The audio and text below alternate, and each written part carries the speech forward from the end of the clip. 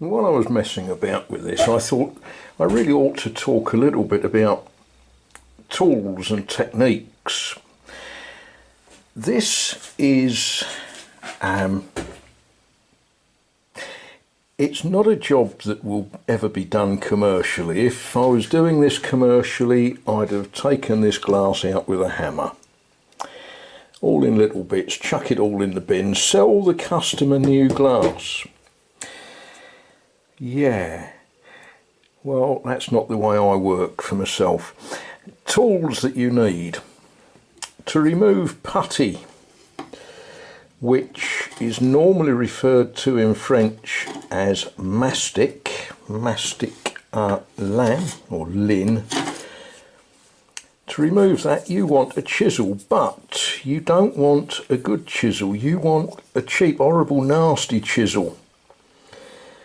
You know, sometimes for Christmas, people who don't understand these things buy you a set of chisels that cost $3 for 8 chisels, that sort of tool.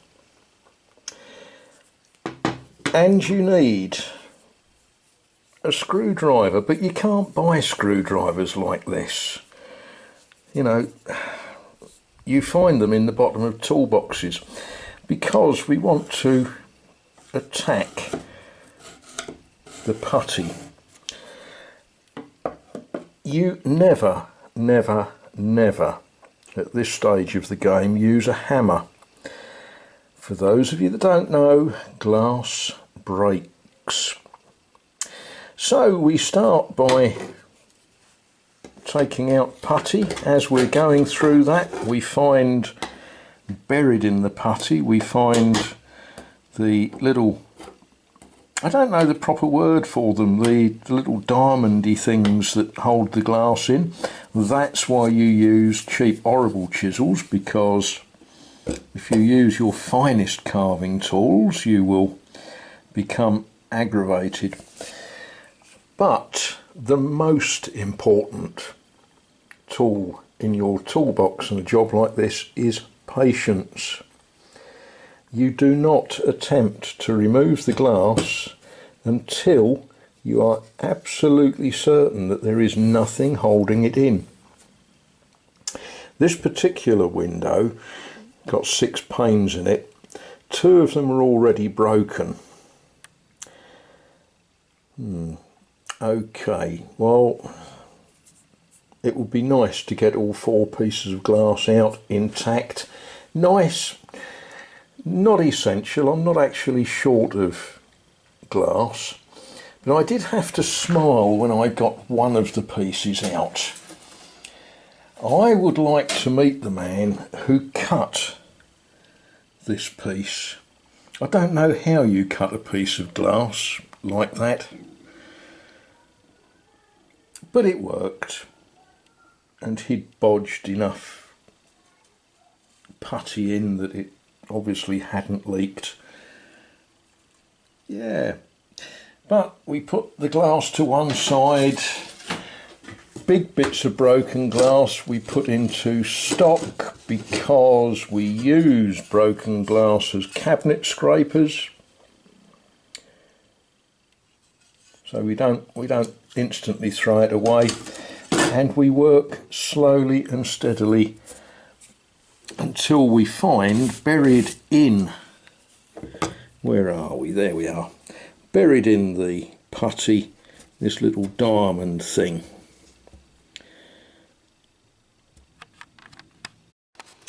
And gently with the corner of the chisel we extract it, but always gently. We don't force anything because that's a certain way of breaking the glass.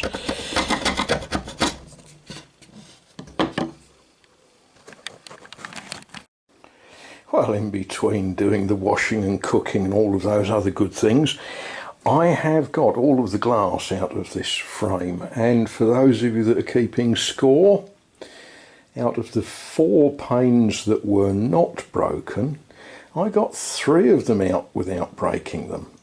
That's about my normal batting average. The one that I broke, it's the age old story that I just got impatient and, you know, instead of giving it another 3 minutes, I pushed the glass a little bit too hard and it cracked. Anyway, the next job is to take this apart, and I thought some of you might like to see this because it's all mortise and tenon joints, but then it's pegged. Now, I never really know what to call these pegs.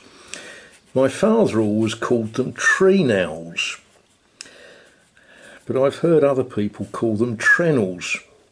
But all it is, it's a wooden peg that's tapered so that when you bang it in, it pulls the whole thing together and holds it tight.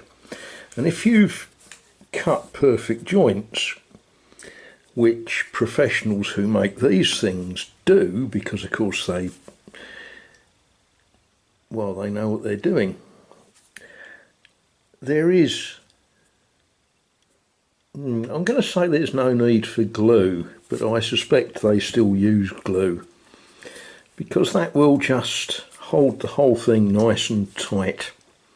So I'm going to find something I can knock these out with and see if we can't get this apart.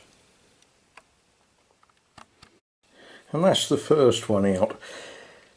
All I did, I worked out which was the thin end, which is, it's actually on the outside on this window, and I found a nail with the right size head for using as a drift, and a few judicious taps, out came the peg. So I shall carry on all the way around the frame and get all of these out.